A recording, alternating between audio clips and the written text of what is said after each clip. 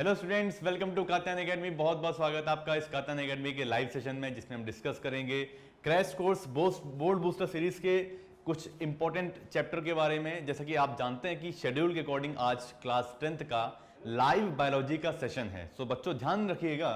सो आज हम class 10th के बहुत ही इंपॉर्टेंट चैप्टर यानी कि how do organisms reproduce chapter के बारे में एक शॉर्ट रिवीजन लेंगे। ये सेशन एक रिवीजन सेशन है। ऑलरेडी आपके पास रिकॉर्डेड वीडियोस पहुंच चुकी होंगी, रिकॉर्डेड लेक्चर्स आपके पास हैं। आप उनको देखिए, अच्छे से समझिए और हमसे क्वेश्चंस के बारे में डिस्कस करिए। चलिए जी।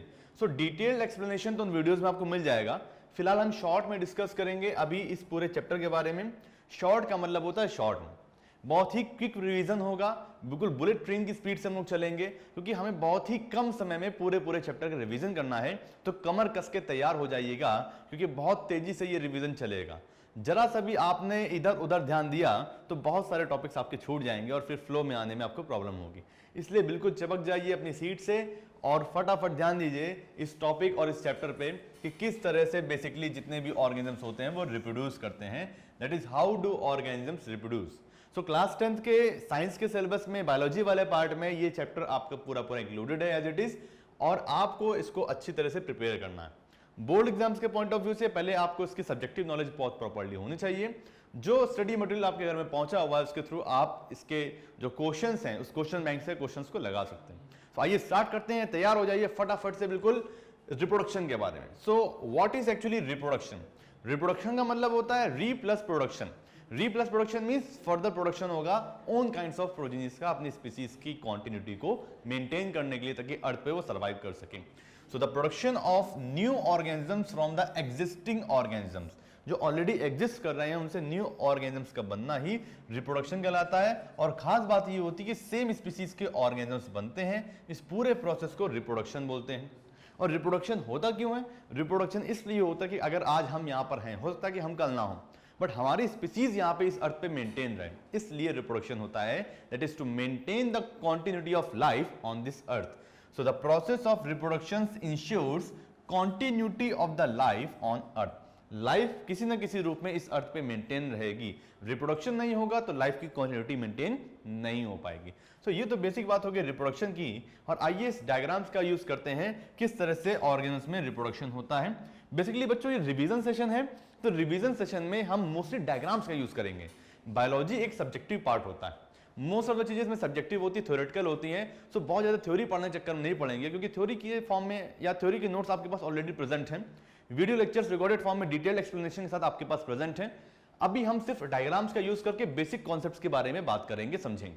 सो बेसिक फोकस हमारा इस रिवीजन लेक्चर में इस बात कराएगा कि कैसे हम टॉपिक्स को समझें, और कुछ बेसिक की टर्म्स जो आपको नहीं आते उनके बारे में भी डिस्कस करेंगे। सो आइए मोस्टली हम डायग्राम का यूज करेंगे, थ्योरेटिकल पार्ट कम यूज करेंगे और डायग्राम्स को समझेंगे। सो रिप्रोडक्शन इन ऑर्गेनिजम्स, अलग अलग तरह के ऑर्गेनिजम्स, चाहे वो एनिमल्स हो, ह्यूमंस हो, चाहे वो प्लांट्स हो, उन सभी में रिप्रोडक्शन होता है। आप जान रहे हैं यहाँ पे ये मेल है मान लीजिए फॉर एग्जांपल, और ये फीमेल है और इनका ये बेबी यानी कि न्यू प्रोजेनी आ गया।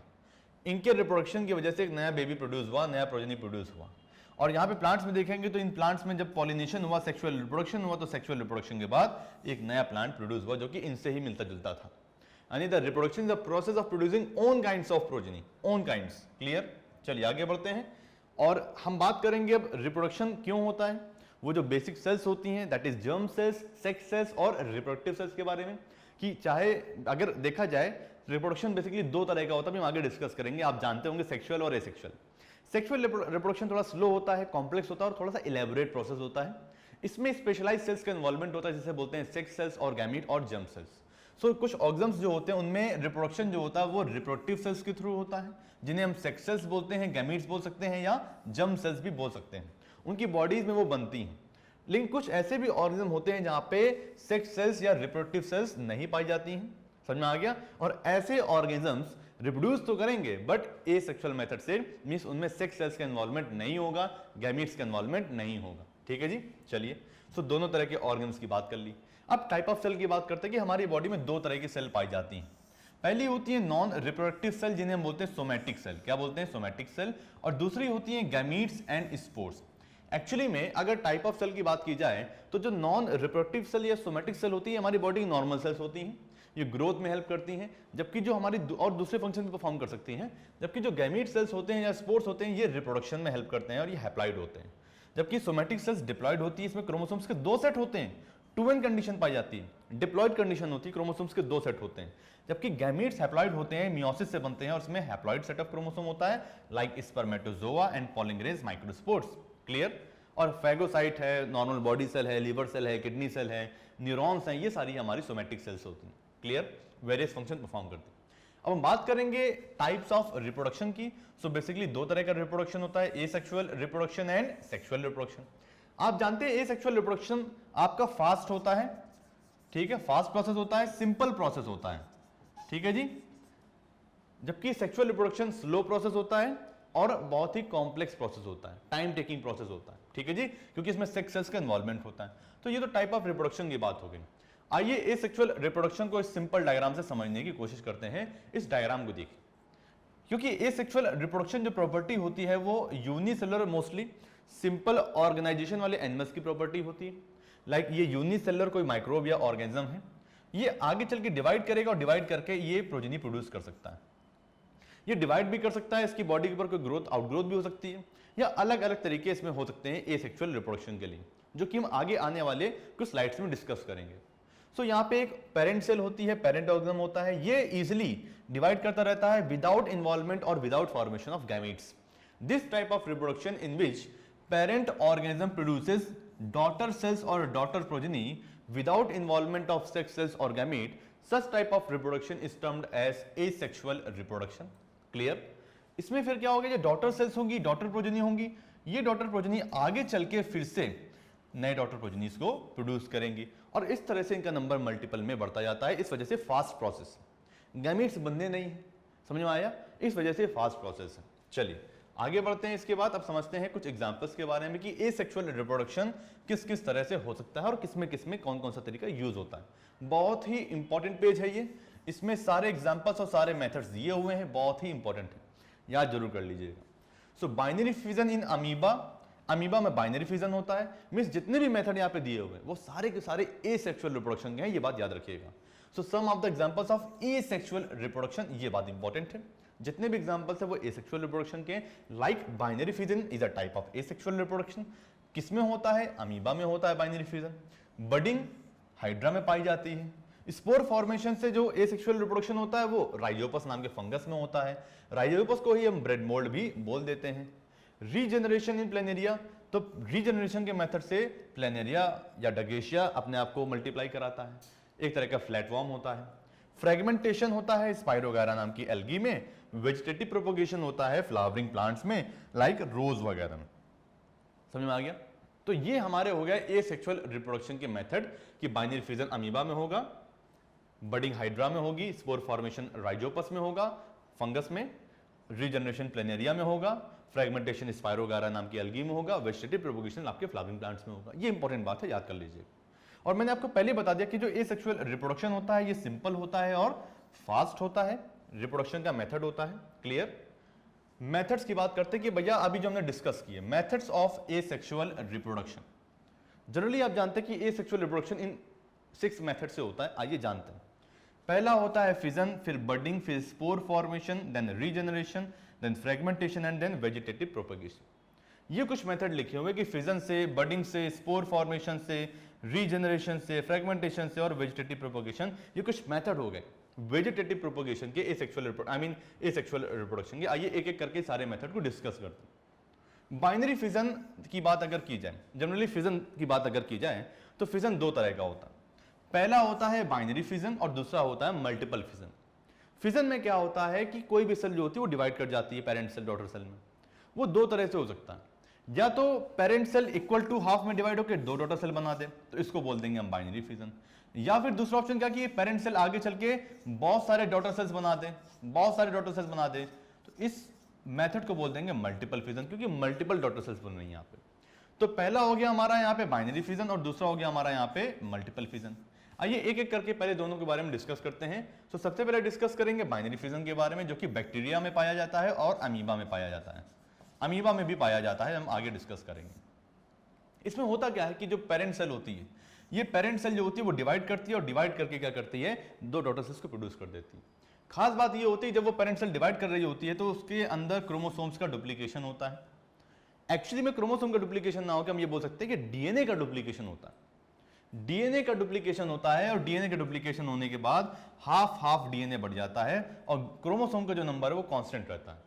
जितना इस पेरेंट सेल में था उतना ही इन डॉटर सेल्स में रहेगा। इस पेरेंट सेल में जितने क्रोमोसोम से इन डॉटर सेल्स में भी उतने ही क्रोमोसोम रहेंगे, बट डीएनए का अमाउंट यहाँ पे रेप्लिकेट करेगा, अपने आप को डबल कर लेगा, डुप्लीकेट कर लेगा। और इस तरह से पहले यहाँ पे न्यूक्लियस का डिवीजन होगा और फिर साइटोप्लाज्म का डिवीजन होगा और इस तरह से दो डॉटर सेल्स यहाँ पे बाइनरी फिजन में बैक्टीरिया में बन जाती हैं। क्लियर?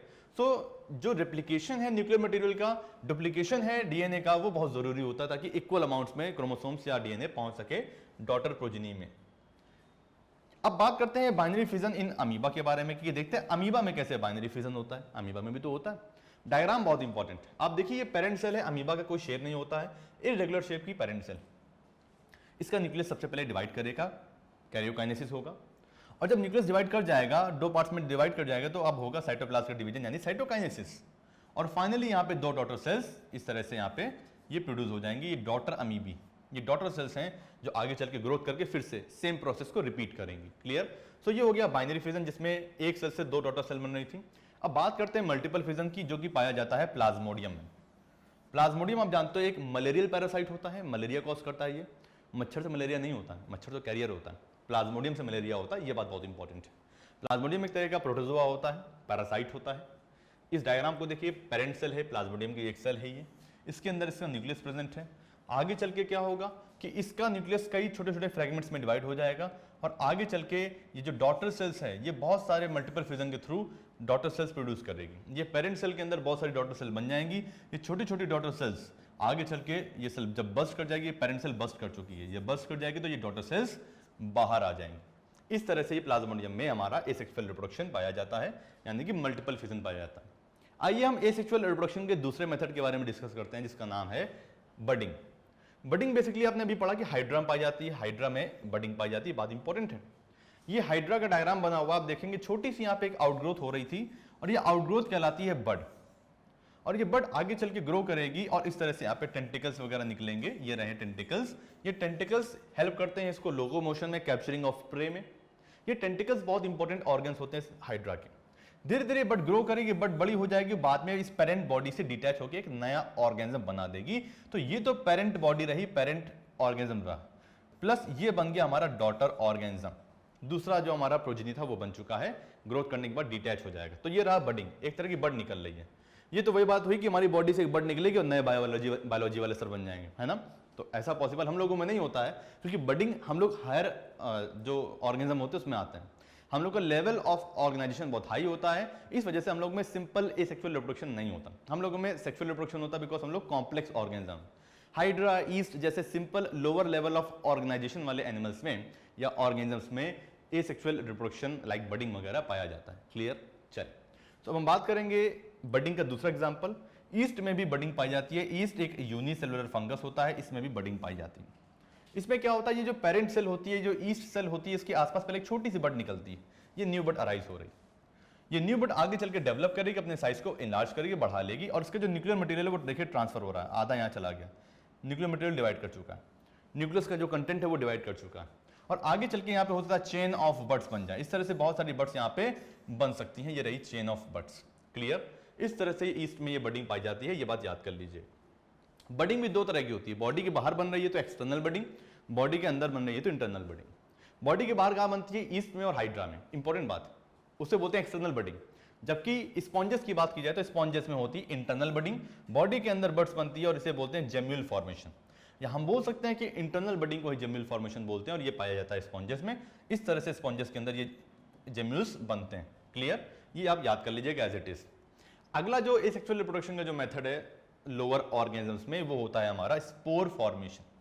राइजोपस को हम ब्रेड मोल्ड भी बोलते हैं। ये ब्रेड वगैरह में नॉर्मली ग्रो कर जाता है, ठीक है। और स्पोर फॉर्मेशन ब्रेड मोल्ड में यानी राइजोपस में पाया जाता है।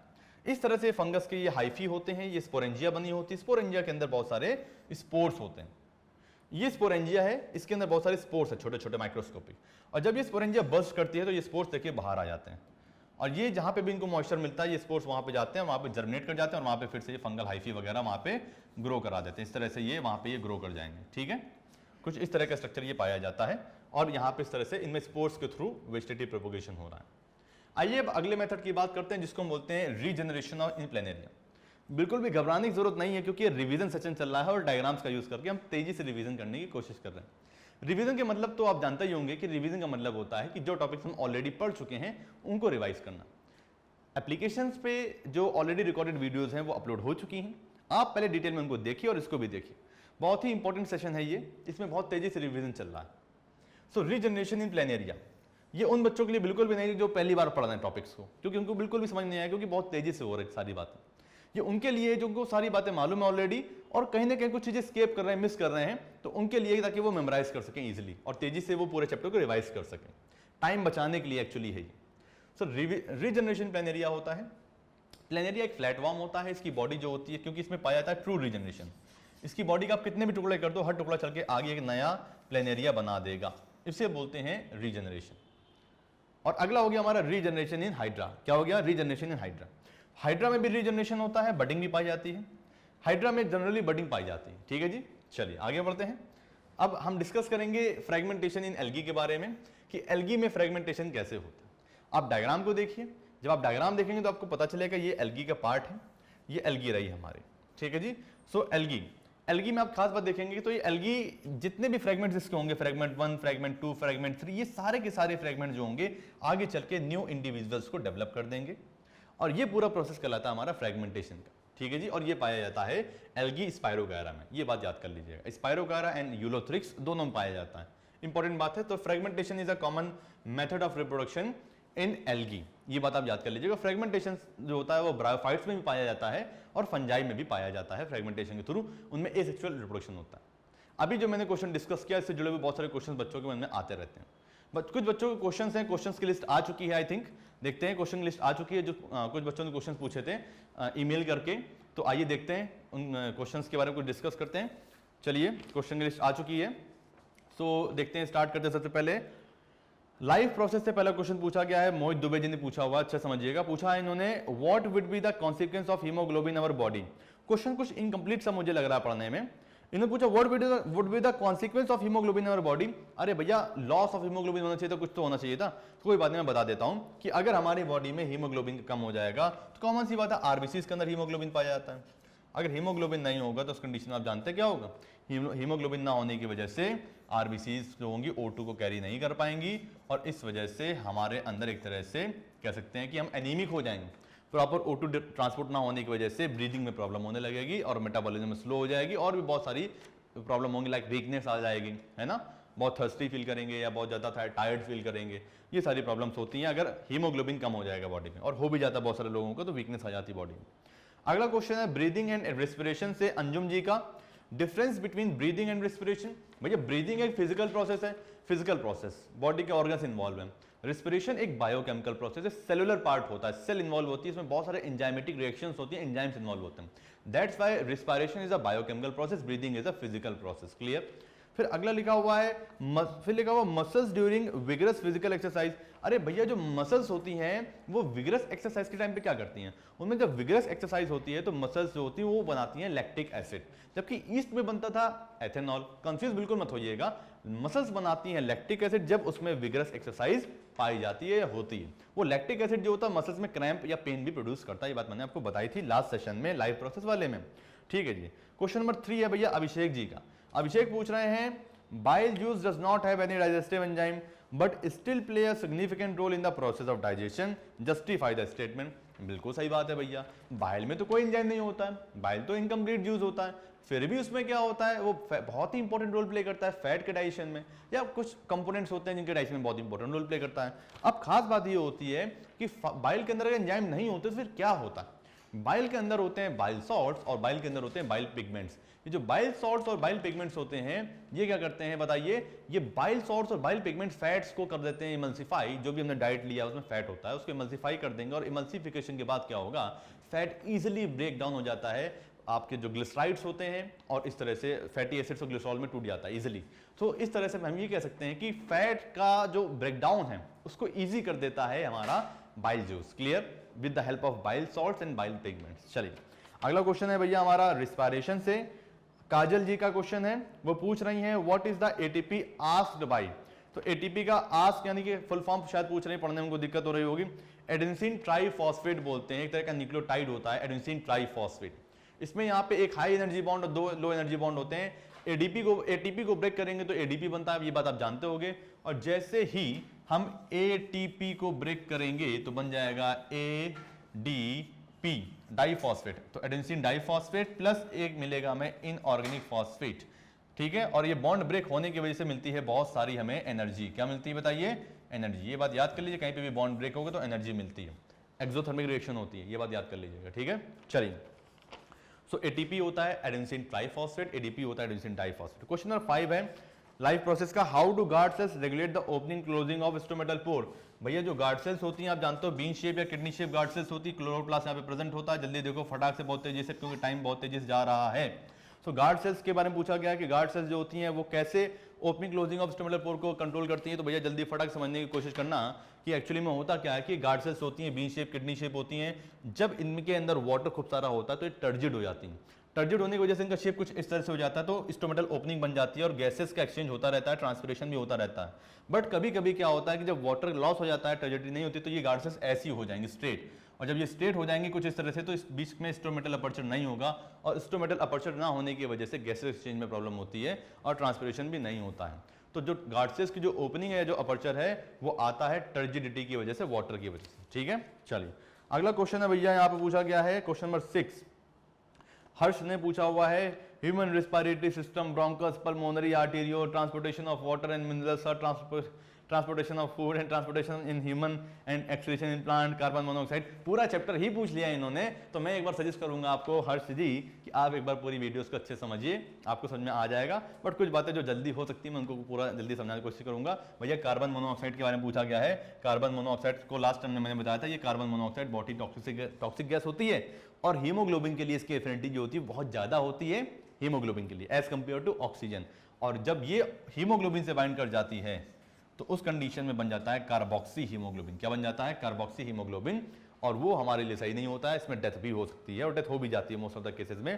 प्लांट्स में एक्सक्रीशन जानते हो बॉडी सरफेस से होता है, गम्स वगैरह जो होते हैं वो एक्सक्रीशन का ही प्रोडक्ट होते हैं, ठीक है। जो लेटेक्स मिलता है, मिल्क मिलता है प्लांट से, वो भी एक्सक्रीटरी प्रोडक्ट होता है। अगला क्वेश्चन हर्ष ने फिर से पूछा है, ह्यूमन रेस्पिरेटरी सिस्टम। अरे बाप रे, पूरा रेस्पिरेटरी सिस्टम पूछ लिया, बहुत सही।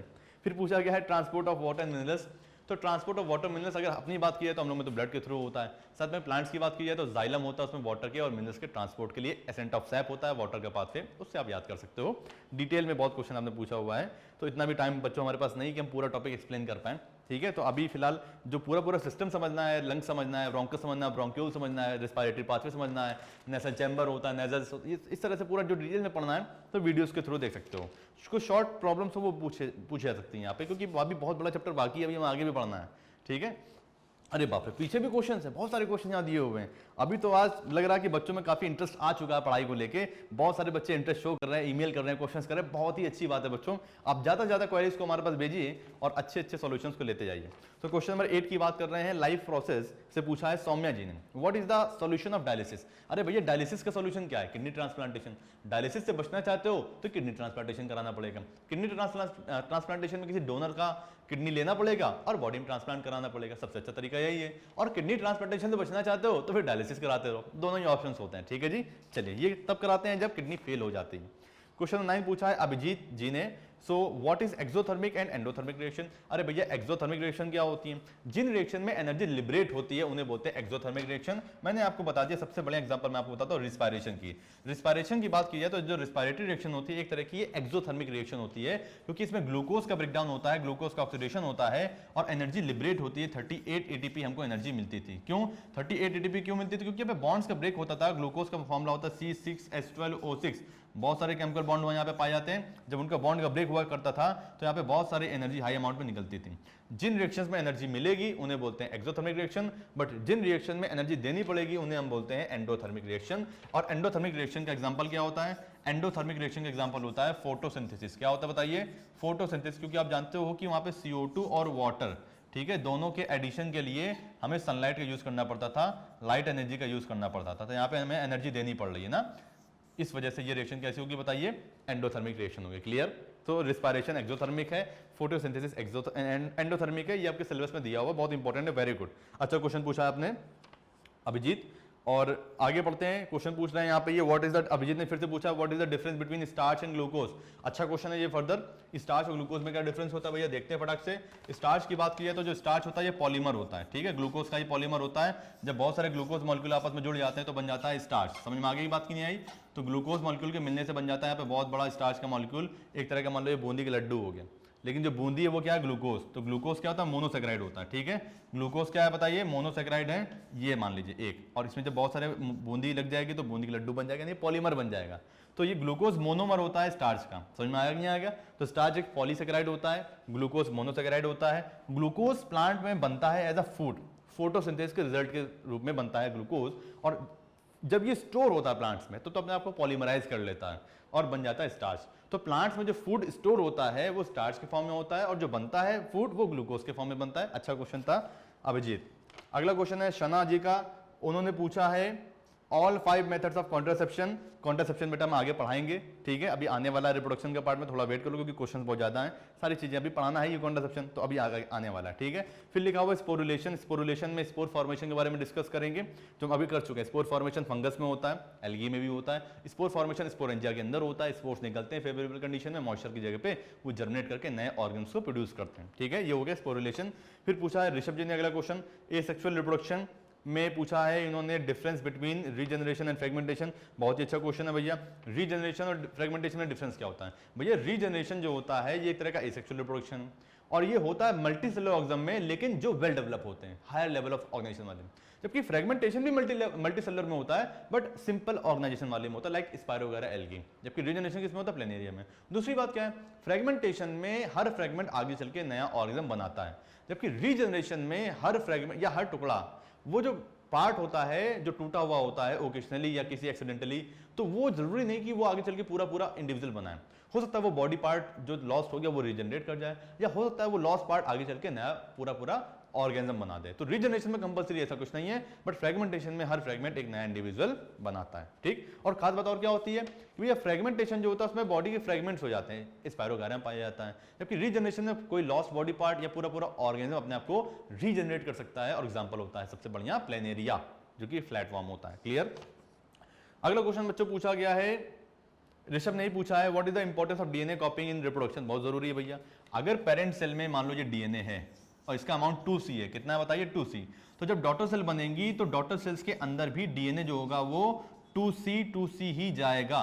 कैसे जाएगा? और क्रोमोसोम नंबर सेम रहेगा जितना डॉटर सेल में। कैसे जाएगा? ये पहले अपने आप को मल्टीप्लाई करेगा, 2C से बना लेगा 4C, ठीक है, इसे बोलते हैं डुप्लीकेशन ऑफ डीएनए। क्या बोलते हैं? Duplication of DNA. और फिर जब 4C बन जाएगा तो 2C इसमें जाएगा, 2C इसमें जाएगा, क्रोमोसोम नंबर सेम रहेंगे। अगर इसमें मान लो फॉर एग्जांपल अगर 5 क्रोमोसोम इसमें है तो 5 इसमें भी जाएंगे, 5 इसमें भी जाएंगे, डीएनए आधा आधा बढ़ जाएगा, ठीक है जी। लेकिन उसके पहले अपने आप को डुप्लीकेट भी करेगा। तो डीएनए का जो अमाउंट है पहले अपने आप को डुप्लीकेट किया जाता है, उसके बाद वो ट्रांसफर होता है। और डुप्लीकेशन ऑफ क्रोमोसोम बहुत जरूरी है, डीएनए का क्रोमोसोम, डीएनए का जो डुप्लीकेशन है वो बहुत जरूरी है, क्योंकि डुप्लीकेशन नहीं होगा तो फिर हाफ डीएनए जाएगा और बहुत सारे जो जेनेटिक इन्फॉर्मेशन है वो नहीं जा पाएगी, तो प्रॉब्लम हो जाएगी, ठीक है जी। चलिए अगला क्वेश्चन क्या भैया? अगला क्वेश्चन है 12 क्वेश्चन है उत्कर्ष जी का, बहुत ही अच्छा क्वेश्चन लग रहा है। देखते हैं क्या भैया इन्होंने पूछा है। When the time of period और menstruation then the lady was getting pregnant और नॉट। बिल्कुल सही क्वेश्चन पूछा है। जब मेंस्ट्रुएशन या पीरियड चल रहा हो तो उस कंडीशन में जो लेडी होती है वो प्रेग्नेंट नहीं होती, क्योंकि उस समय पे ओवा बाहर आ रहा होता है, एंडोमेट्रियम की शेडिंग हो रही होती है, तो उसमें मिनिमल चांसेस होते हैं प्रेगनेंसी के, ठीक है। अब आते हैं 13 क्वेश्चन जो वैष्णवी ने पूछा है। वैष्णवी पूछ रही है लाइफ प्रोसेस से what are the functions of blood. अरे भैया ब्लड बहुत सारे काम करता है, बॉडी में न्यूट्रिएंट्स को ट्रांसपोर्ट करता है, O2 को ट्रांसपोर्ट करता है, एक्सक्रीटरी मटेरियल्स को ट्रांसफर करता है, साथ में क्या करता है बताइए, ये एक और इंपॉर्टेंट काम करता है जो लाइक टेम्परेचर मेंटेन करता है ना। जबकि लिम्फ भी क्या करता है? लिम्फ भी न्यूट्रिएंट्स को ट्रांसपोर्ट करता है, स्पेशली जो फैट होता है उसको ट्रांसपोर्ट करने का काम करता है। फिर अगला पूछा है इंटरनल और एक्सटर्नल फर्टिलाइजेशन। बहुत ही अच्छा क्वेश्चन है वैष्णवी, इसमें मैंने अभी नहीं रखा हुआ बट आपने अच्छा पूछ लिया, ठीक है। इंटरनल फर्टिलाइजेशन और external fertilisation, explanation and difference. Actually में इंटरनल फर्टिलाइजेशन की अगर बात की जाए तो बॉडी के अंदर होता है, मीडियम रिक्वायरमेंट नहीं होती है, मोर सेफ होता है। जबकि एक्सटर्नल फर्टिलाइजेशन बॉडी के बाहर होता है, उसमें मीडियम की रिक्वायरमेंट होती है और थोड़ा सा नुकसानदायक होता है, सेफ नहीं होता, क्योंकि होता बाहर फर्टिलाइजेशन हुआ जाइगोट बना, बाहर आके कोई निपटा गया, उसको खा गया, या लाइक फिशेस में होता है, एम्फीबियंस में होता है। तो एक्सटर्नल फर्टिलाइजेशन रिस्की होता है, मीडियम की रिक्वायरमेंट होती है, ठीक है, और लोअर लेवल ऑफ ऑर्गेनाइजेशन वाले में होता है, लोअर एनिमल्स में होता है। जबकि वेल डेवलप एनिमल्स में इंटरनल फर्टिलाइजेशन होता है, बॉडी के अंदर होता है, बेबी ज्यादा सेफ रहता है बॉडी के अंदर। क्लियर। अब आते हैं रिप्रोडक्शन में, लिखा what is placenta and its function. ये पूछा मानव गोयल ने। तो मानव पूछ रहे हैं भैया प्लेसेंटा क्या है, इसके फंक्शन क्या है। प्लेसेंटा एक एंडोक्राइन टिश्यू, एक तरह का टेम्परेरी एंडोक्राइन टिश्यू होता है। ये लिंक होता है डेवलपिंग बेबी और फीटस के बीच में, आई मीन डेवलपिंग बेबी और मैटरनल बॉडी के बीच में। इसके थ्रू प्लेसेंटा के थ्रू न्यूट्रिएंट्स का ट्रांसपोर्ट होता है, अभी हम आगे इसमें भी डिस्कस करेंगे। फिर पूछा गया व्हाट इज कॉन्ट्रासेप्टिव मेथड, ये अभी आगे डिस्कस करेंगे, सना जी ने भी यही पूछा था, आगे हम डिस्कस करेंगे। फिर लिखा हुआ है 15वां क्वेश्चन मोहित ने पूछा हुआ है, सेल्फ पॉलिनेशन क्रॉस पॉलिनेशन आने वाला है, थोड़ा सा वेट करो, सेल्फ और क्रॉस वहां समझाएंगे आपको। फिर लिखा हुआ है what is said the sexual reproduction promote diversity, बिल्कुल सही बात है, सेक्सुअल रिप्रोडक्शन में वेरिएशन आता है, एवोल्यूशन आता है, डाइवर्सिटी आती है, क्योंकि इसमें गैमेट्स का इन्वॉल्वमेंट होता है, दो अलग अलग पेरेंट इन्वॉल्व होते हैं, बाई पेरेंटल होता है, ये भी हम आगे डिस्कस करेंगे, तब भी थोड़ा बहुत बता दिया हमने आपको। अगला है explain how offsprings and parents of organisms reproducing sexually have the same number of chromosome. मैंने बोला क्रोमोसोम का नंबर सेम रहता है, मैंने बोला था कि अगर किसी इंडिविजुअल में 5 क्रोमोसोम है तो डॉटर्स में भी 5 क्रोमोसोम पहुंचेंगे, लेकिन डीएनए का अमाउंट पहले डबल हो जाता है। जैसे मान लो यार 2C अमाउंट था डीएनए का, तो पहले अपने अमाउंट को ये 4C करेगा, क्या करेगा 4C, फिर 4C करने के बाद 2C इसमें जाएगा और 2C इसमें जाएगा, क्योंकि 2C से यहाँ पे 5 क्रोमोसोम बन रहे थे, तो इसमें भी 2C से 5 क्रोमोसोम बन जाएंगे और 2C से 5 क्रोमोसोम बन जाएंगे। इस तरह से 5 क्रोमोसोम मेंटेन रहते हैं पेरेंट सेल में और डॉटर सेल में भी, इस तरह से क्रोमोसोम का नंबर मेंटेन रहता है, ठीक है जी। चलिए अगला क्वेश्चन क्या बोला जा रहा है भैया, मोहित ने पूछा है how sperms move toward the female germ cell. भैया जो स्पर्म्स होते हैं वो फीमेल जर्म सेल की तरफ मूव करते हैं with the help of their tail. Tail होती है, स्पर्म आता है, स्पर्म हेड नेक होता है, मिडिल पीस होता है और ये टेल होता है। टेल की हेल्प से ये जो स्पर्म होता है ये टुवर्ड्स एग मूव करता है, इस तरह से मूव करेगा और जाके उसको फर्टिलाइज कर देगा, समझ में आया। तो टेल होता है, टेल इसको मूवमेंट के लिए एनर्जी देती है, जो एक तरह का फ्लैजलम की तरह काम करता है, ठीक है जी। इस तरह से ये पूरा मूव करता है, ठीक है प्रदीप भैया। तो ये सारी बातें हम लोग डिस्कस कर रहे थे और ये टॉपिक्स हमने डिस्कस कर लिए, ठीक है। सो 15 क्वेश्चंस हमारे हो चुके हैं, सारे क्वेश्चंस आज काफी अच्छे खासे क्वेश्चन बच्चों पूछे हैं, आप लोगों का इंटरेस्ट है, बहुत अच्छी बात है, क्योंकि बायोलॉजी एक ऐसा सब्जेक्ट है जिसमें इजीली आप बहुत अच्छे मार्क्स स्टोर कर सकते हैं as compare to other subjects. So हम क्यों ना ऐसा इतनी मेहनत करें कि कम से कम इस सब्जेक्ट में इजीली मार्क्स को स्कोर कर सकें, ठीक है, थैंक यू। सो चलिए आज हमने ये क्वेश्चन डिस्कस किए, अब हम आगे बढ़ते हैं अपने सेशन की तरफ, क्योंकि बहुत तेजी से यात्रा चल रही है। बस 1 मिनट थोड़ा सा टाइम दीजिए मुझे।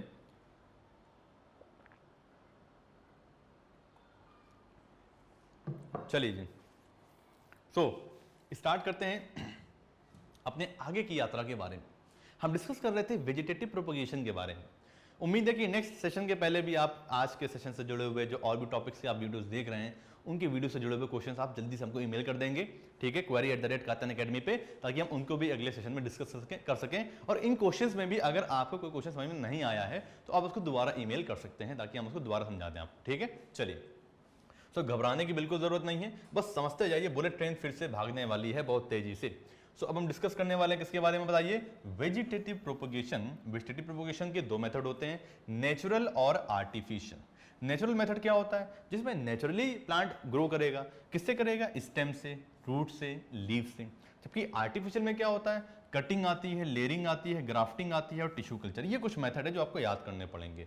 नेचुरल वेजिटेटिव प्रोपगेशन में एक्चुअली में वेजिटेटिव पार्ट इन्वॉल्व होता है। ये वेजिटेटिव पार्ट क्या होता है, ये वेजिटेटिव पार्ट का मतलब होता है लाइक रूट, स्टेम और लीफ, इनसे अगर हो रहा है तो ये नेचुरल वेजिटेटिव प्रोपगेशन ऑटोमेटिक हो रहा है। आर्टिफिशियल में क्या करता है, ये मैनमेड मेथड होता है, ह्यूमन बींग्स इन्वॉल्व होते हैं, लाइक कटिंग है, लेयरिंग है, ग्राफ्टिंग है, टिश्यू कल्चर है, ये सारे मेथड्स पाए जाते हैं। इंपॉर्टेंट बात है, आइए एक एक करके इनको डिस्कस करते हैं। और सबसे पहले देखेंगे कि किस तरह से स्टेम से वेजिटेटिव प्रोपगेशन होता है। आप जानते हैं प्लांट्स में पोटैटो सबसे बढ़िया एग्जाम्पल होता है स्टेम ट्यूबर का। सो पोटैटो में आप जानते हैं एक तरह का स्टेम होता है, underground modified food storing stem होता है। इसमें क्या होता है, आइज होती हैं, ये एक्सिलरी बर्ड्स होती हैं, इन आइज के थ्रू आगे चल के नया प्लांट प्रोड्यूस होता है, ठीक है ना। तो ये आइज जो होती हैं स्टेम में होती हैं, ये वेजिटेटिव प्रोपगेशन में क्या करती हैं, हेल्प करती हैं। और पोटैटो फूड भी स्टोर करता है। तो पोटैटो एक्चुअली में होता क्या है, स्टेम ट्यूबर होता है, ये बात याद कर लीजिएगा। और आप जानते हैं कि स्टेम में रोज में भी होता है, बट वो कटिंग होती है, वो आगे चल के आर्टिफिशियल में भी इसको पढ़ेंगे। आइए बात करते हैं रूट्स के थ्रू। तो स्वीट पोटैटो की अगर बात की जाए तो स्वीट पोटैटो, ये रहा हमारा स्वीट पोटैटो, आइपोमियम बटाटा इसको बोलते हैं, साइंटिफिक नेम होता है आइपोमियम बटाटा, sweet potato. So sweet potato की अगर बात की जाए तो स्वीट पोटैटो में रूट ट्यूबर होता है, ये स्टेम नहीं होता, ये रूट ट्यूबर होता है जिसको हिंदी में बोलते हैं शकरकंद, है ना। सो ये रूट ट्यूबर होता है, इस रूट ट्यूबर में बहुत सारी बर्ड्स निकलती हैं इस तरह से, देखिए यहाँ पे बर्ड्स निकल रहे हैं रूट ट्यूबर में, मीन्स रूट्स भी जो होती हैं वो वेजिटेटिव प्रोपोगेशन में हेल्प करती हैं। ये हो गया स्वीट पोटैटो एग्जांपल, बहुत ही इजी हो गया। आइए आगे बढ़ते हैं, अब बात करेंगे लीव्स के थ्रू कैसे वेजिटेटिव प्रोपोगेशन होता है नेचुरल वाला। तो आप जानते हैं ये ब्रायोफिलम की लीफ बनी हुई है, ब्रायोफिलम में आप जानते हैं लीफ की मार्जिन पे ये देखिए मार्जिन पे आप बर्ड्स निकली हैं, ये बर्ड्स आगे चल के यहाँ से डिटैच हो जाएंगी और डिटैच होने के बाद आप जानते हैं नया प्लांट प्रोड्यूस कर देंगी। तो इस तरह से हमने देखा भैया लीफ ऑफ ब्रायोफिलम में वेजिटेटिव प्रोपोगेशन होता है नेचुरली। अब हम डिस्कस करेंगे बच्चों नेचुरल वेजिटेटिव प्रोपोगेशन के बाद आर्टिफिशियल वेजिटेटिव प्रोपोगेशन के बारे में कि आर्टिफिशियली वेजिटेटिव प्रोपोगेशन प्लांट्स में कैसे होता है। कुछ मेथड्स मैंने आपको बताए थे, आइए उन्हीं मेथड्स के बारे में डिस्कस करते हैं किस तरह से होता है। सो आप जानते हैं the process of growing many plants from one plant by man-made methods, it's called artificial propagation of plant, and the three common methods for the artificial vegetative propagation are given here. First one is cutting, second one is layering, and third one is grafting. So cutting, layering and grafting के बारे में आइए एक एक करके समझने की कोशिश करते हैं। तो सबसे पहले हम समझेंगे कटिंग के बारे में कि कटिंग क्या होता है। कटिंग में क्या करते हैं बच्चों, जो एक कोई स्टेम वाला पार्ट लाइक रोज ले लेते हैं और उसके पार्ट में हम स्टेम कट लगाते हैं। कटिंग कुछ इस तरह की जाती है कि लाइक उसमें कुछ ना कुछ बर्ड्स प्रेजेंट होनी चाहिए और एक पर्टिकुलर थिकनेस भी होनी चाहिए स्टेम में, ऐसा नहीं कि बहुत पतला या पोलियोग्राफिक हमने स्टेम ले लिया। तो हम लोग न्यू प्लांट्स को प्रोड्यूस करेंगे, फॉर्म करेंगे from the cutting is exactly similar to that parent plant, यानी अब क्योंकि पेरेंट प्लांट से कटिंग लेंगे तो जो नया प्लांट बनेगा वो पेरेंट प्लांट की ब्रांच होगा, तो बिल्कुल वैसा ही बनेगा। The plant like rose, bougainvillea, grapes, sugar cane, अनानास। तो रोज में एग्जाम्पल बच्चों बहुत इंपॉर्टेंट है कि कटिंग किस में पाई जाती है, रोज में, बोगनविलिया में, ग्रेप्स में, शुगर केन में, अनानास में, इन सभी में कटिंग पाई जाती है और ये कटिंग से ही ग्रो करते हैं। हम बात करेंगे अगले मेथड की जिसको बोलते हैं लेयरिंग। लेयरिंग क्या होती है बच्चों, लेयरिंग बहुत ही आसान मेथड होता है। इसमें क्या करते हैं, जैस्मिन का प्लांट यानी जो चमेली होता है उसको प्रोपोगेट करते हैं या उसको लेयरिंग मेथड से ग्रो कराते हैं। जैस्मिन के अलावा और भी बहुत सारे प्लांट्स आते हैं जिसमें लेयरिंग करते हैं। तो उसमें होता क्या है कि लेयरिंग जो होती है जैस्मिन या और like strawberry, guava, hibiscus means China rose, इन सब प्लांट्स की ग्रोथ के लिए यूज किया जाता है। इनको प्रोपोगेट कराने के लिए इस लेयरिंग मेथड का यूज करते हैं। एक्चुअली में लेयरिंग में होता क्या है कि हम किसी एरियल पार्ट ऑफ ब्रांच को हम बेंड करा देते हैं सॉइल में कुछ इस तरह से कि उसका जो एपेक्स है वो बाहर निकला रहे इस तरह से, ठीक है। ये एपेक्स वाला पार्ट यहाँ पे ग्रो कर रहा है और इतना पोर्शन हमने इसको बरीड कर दिया सॉइल में स्क्रैप करने के बाद। जहाँ पे जो टिश्यूज हमने स्क्रैप किए हुए वहाँ पे आफ्टर सम टाइम रूट्स निकल आएंगे और ये रूट्स जब निकल आएंगे तो हम इसको यहाँ से कट करके अलग कर देंगे। तो ऐसा लग रहा है कि कम समय में ही ये प्लांट नया ब्रांच में कन्वर्ट हो गया या ये वाली ब्रांच नए प्लांट में कन्वर्ट हो गई। तो एक तरह का ये माउंट लेयरिंग का मेथड होता है, क्योंकि लेयरिंग भी दो तरह की होती है। पहली होती है माउंट लेयरिंग और दूसरी होती है एयर लेयरिंग। तो हम पहले डिस्कस करें माउंट लेयरिंग, क्योंकि ग्राउंड में की जाती है ये। इसमें क्या करते हैं, एरियल पार्ट ऑफ ब्रांच को बेंड करा के उससे एक नया प्लांट प्रोड्यूस करेंगे और वो पेरेंट प्लांट से रिसेंबल भी करेगा, इसे बोलते हैं माउंट लेयरिंग। अब डिस्कस करते हैं बच्चों एयर लेयरिंग के बारे में। एयर लेयरिंग को तो हवा में करते हैं, नाम ही बता रहा है एयर लेयरिंग, हवा में, हवाई मेथड है बिल्कुल ये। इसमें क्या करते हैं, जो ब्रांच होती है वो हवा में ही लगी रहती है और उसके कुछ टिश्यूज को स्क्रैप करने के बाद उसमें फर्टिलाइजर का एप्लीकेशन कर देते हैं, उसको बांध देते हैं और वाटरिंग वगैरह करते रहते हैं। हवा में लगी हुई जो ब्रांच होती है जिसमें जो एक्सपोज टिश्यू होते हैं उनसे थोड़ी दिन बाद रूट्स निकल आती है और जब रूट्स निकल आएगी तो आगे चल के हम यहाँ से उसको मेन ब्रांच को कट कर देंगे और एक नया प्लांट हमारे हाथ में आ जाएगा और उसको हम ग्रो करा लेंगे, ठीक है जी। सो ये हो गई हमारी एयर लेयरिंग, जो देखिए इस तरह से कुछ की जाती है, ये हमने टिश्यूज को एक्सपोज कर दिया, ठीक है। अब नए रूट्स ग्रो कर रहे हैं। अब बात करते हैं ग्राफ्टिंग के बारे में बच्चों। ग्राफ्टिंग क्या होती है, ग्राफ्टिंग में क्या करते हैं बच्चों, हमने दो अलग अलग प्लांट्स का यूज करते हैं, एक ही स्पीसीज की दो अलग अलग वैरायटी का यूज करते हैं, जिसमें हम लोग क्या करते हैं उस प्लांट के एक प्लांट दोनों प्लांट के स्टेम को कट करते हैं, जिसमें एक रूटेड पार्ट होता है, एक शूट वाला पार्ट होता है। So cut the stem of a plant और tree having roots and fixed in soil is called stock. जो रूटेड पोर्शन होता है उसे स्टॉक बोलते हैं। And the cut the stem of the another plant without root is called scion. और जो D rooted part होता है मींस जिसमें रूट्स नहीं होती, जो आपका स्टेम वाला पार्ट होता है उसे शियोन बोलते हैं। Scion is placed over the stock, ये बात बहुत इंपॉर्टेंट है, शियोन को हमेशा स्टॉक के ऊपर रखा जाता है। आइए डायग्राम का यूज करते हैं और समझते हैं। ये देखिए बच्चों, ये एक दूसरे प्लांट की वैरायटी थी, ऊपर वाला प्लांट दूसरी वैरायटी का था। हमने ऊपर वाला प्लांट कहीं से काट के लाए थे, इसको हमने बोल दिया शियोन, जबकि जो रूटेड पार्ट है, ठीक है, जिसमें रूट्स लगी हुई हैं, इसे बोल दिया हमने स्टॉक। तो अब हम इस स्टॉक के ऊपर शियोन को प्लेस कर देंगे और यहाँ पे कट वी नॉच लगा के इसको फिक्स कर देंगे और आपस में इसको किसी कॉटन क्लॉथ से फर्टिलाइजर का एप्लीकेशन करके फ्यूज करा देंगे, ताकि दोनों प्लांट के टिश्यूज फ्यूज कर जाएं और ये एक साथ ग्रोथ करने लगें। तो हम लोग क्या करते हैं, शियोन को प्लेस करते हैं स्टॉक के ऊपर, इस मेथड को बोलते हैं ग्राफ्टिंग। और आइए बढ़ते हैं टिश्यू कल्चर की तरफ कि टिश्यू कल्चर क्या होता है। Tissue culture as the name suggest tissues का कल्चर ही टिश्यू कल्चर कहलाता है।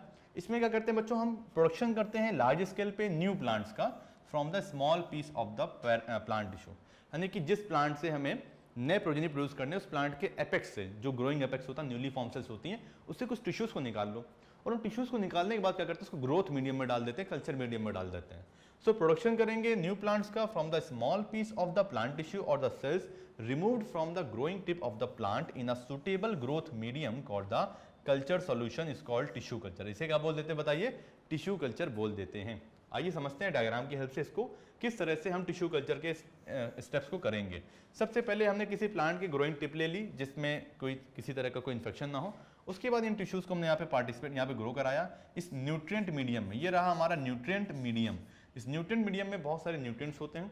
उसके बाद क्या होगा कि आगे चल के आप देखेंगे तो यहाँ पे बहुत सारे टिश्यूज होंगे, आगे चल के ग्रो कर रहे होंगे, और ग्रो करने के बाद इसमें एक तरह का मास सेल्स का मास बन जाएगा जो कि डिफरेंशिएट अभी नहीं हुआ है। इस अनडिफरेंशिएटेड मास ऑफ सेल को बोल देंगे कैलस। क्या बोल देंगे, कैलस।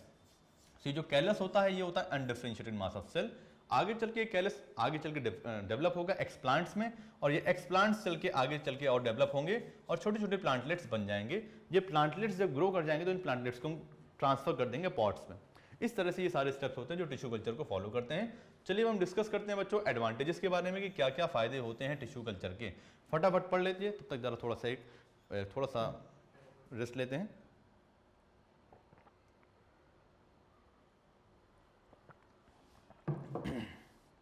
चलिए so welcome back to Katyayan academy.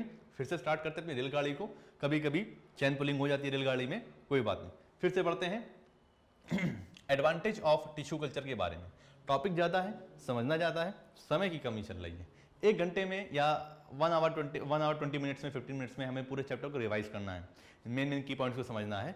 तो वो सभी बच्चे जो पहली बार पढ़ रहे हैं उनको दिक्कत हो सकती है, ठीक है, क्योंकि ये रिवीजन बैच चल रहा है, रिवीजन कोर्स चल रहा है।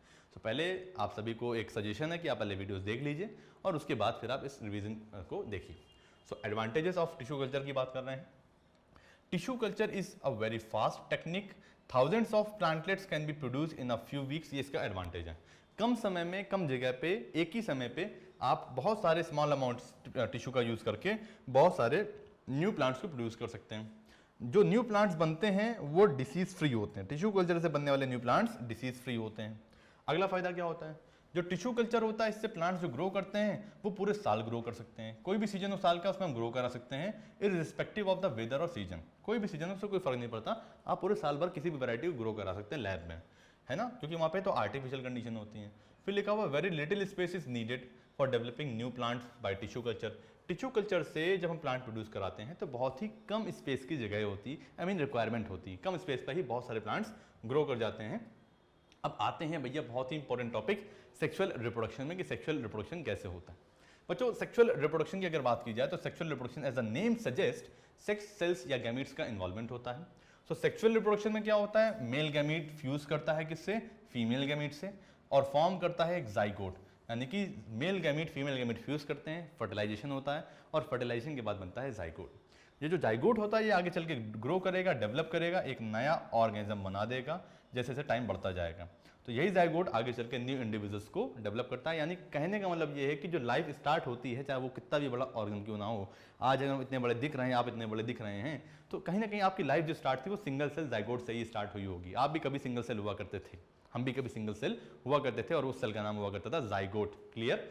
सो note that the sex cells और gametes are also sometimes called germ cells. ये तो आपको मालूम ही है, आप लोग ने समझदार हो, आपको सब मालूम है कि भैया इन सेक्स सेल्स को हम जर्म सेल्स भी बोलते हैं या गैमीट्स भी बोलते हैं। इस डायग्राम को देखिए, यहाँ पे आप देखिए स्पर्म्स हैं, ये मेल गैमीट आ रहा है और ये रहा हमारा फीमेल गैमीट या एग या ओवा। ये दोनों फ्यूज करेंगे, फर्टिलाइजेशन हो जाएगा और फर्टिलाइजेशन के बाद यहाँ पे बन जाएगा जाइगोट। ये जाइगोट यहाँ पे साफ साफ आपको दिख रहा होगा, ये जाइगोट जो है ये डिप्लॉइड होता है, क्योंकि गैमीट्स होते हैं हमारे हैप्लॉइड।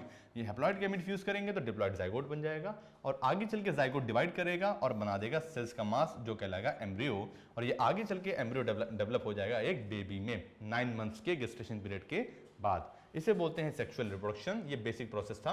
आइए आगे डिस्कस करते हैं the sexual reproduction in plants. तो पहले प्लांट्स के बारे में डिस्कस करते हैं, फिर ह्यूमन बींग्स के बारे में भी डिस्कस करेंगे।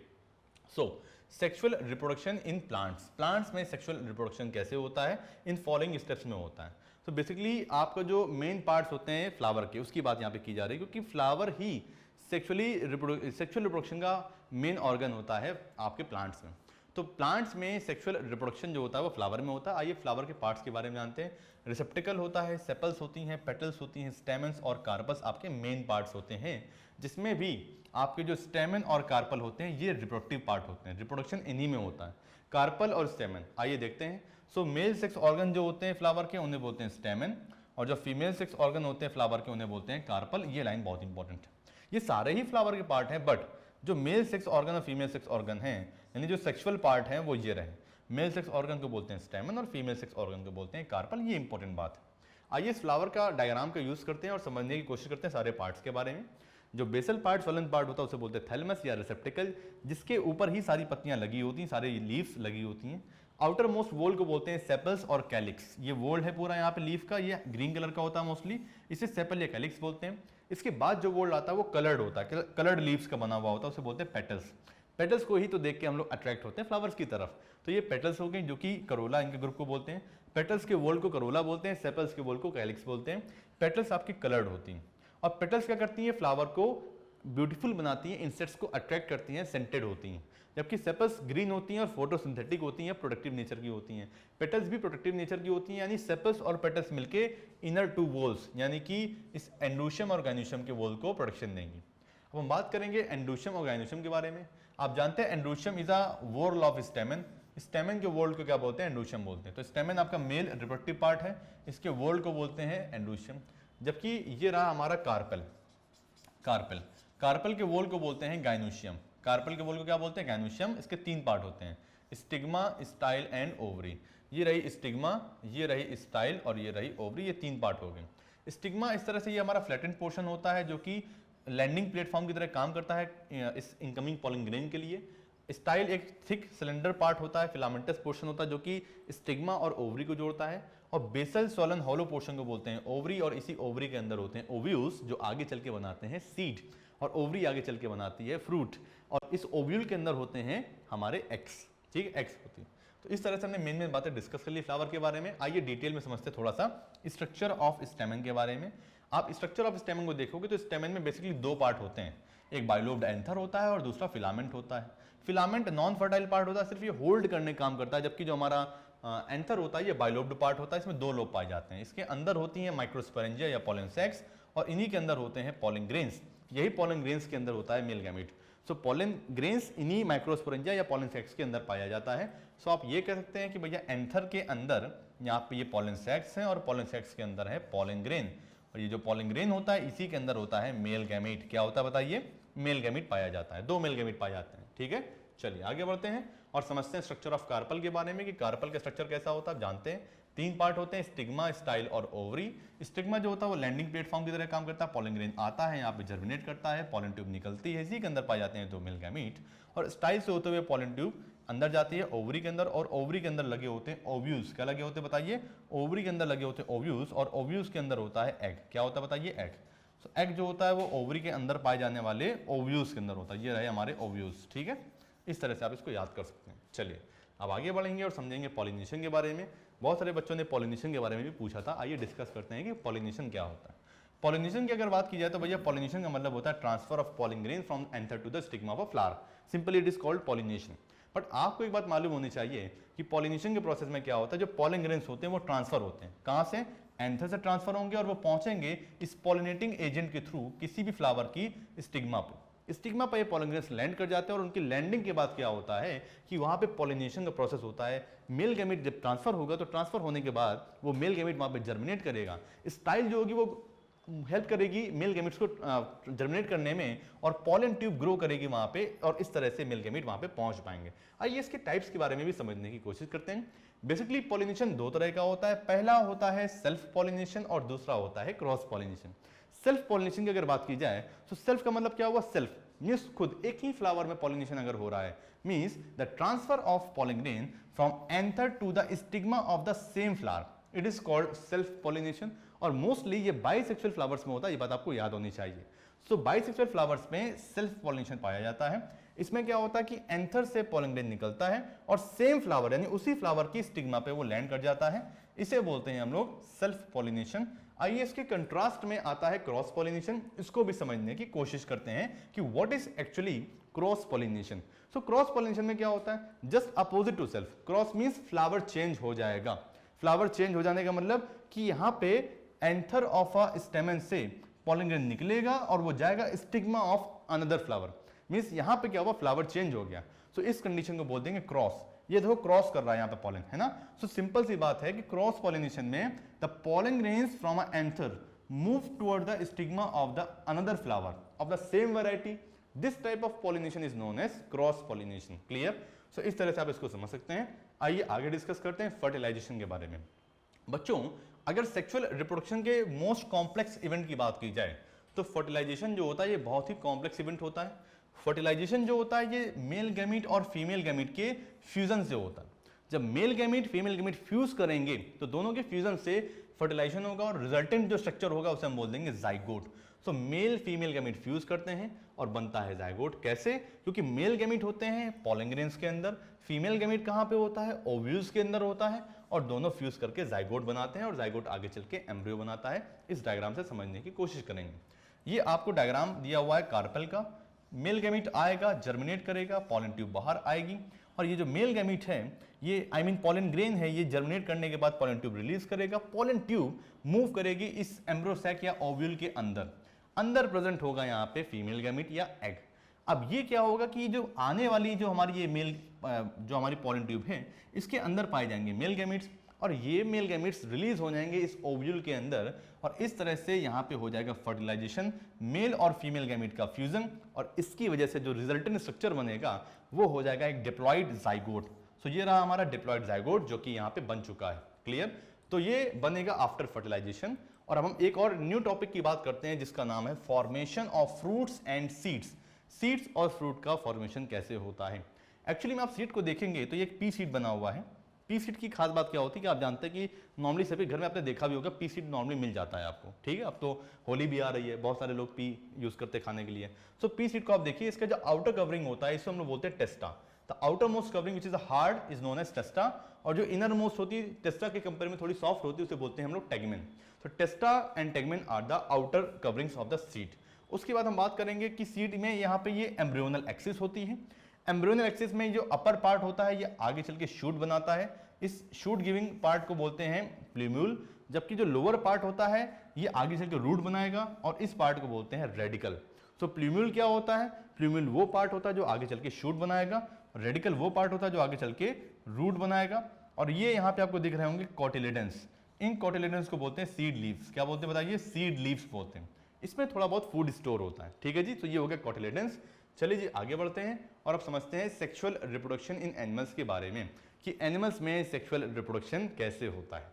सो अगर बात की जाए एनिमल्स के बारे में, सो आप जानते हैं कि ह्यूमन बींग्स में एनिमल्स में जो सेक्सुअल रिप्रोडक्शन होता है वो गैमीट्स के थ्रू होता है और जर्म सेल्स के थ्रू होता है। गैमीट्स भी आप जानते हैं दो तरह के होते हैं। अरे क्योंकि भैया सेक्सुअल रिप्रोडक्शन तो बाई पेरेंटल होता है, दो पेरेंट्स का इन्वॉल्वमेंट होता है, एक मेल पेरेंट एक फीमेल पेरेंट, है ना। क्योंकि सेक्सुअलिटी तो वेल मार्क्ड होती है हायर ऑर्गन्स में, एनिमल्स में। सो इस वजह से मेल गैमीट बनता है और फीमेल की बॉडी में फीमेल गैमीट बनता है। हाँ, वो बात अलग है कि मेल और फीमेल सेक्स एक ही बॉडी में पाए जाएंगे, बाइसेक्सुअल एनिमल होगा तो एक ही बॉडी में दोनों गैमीट बनेंगे।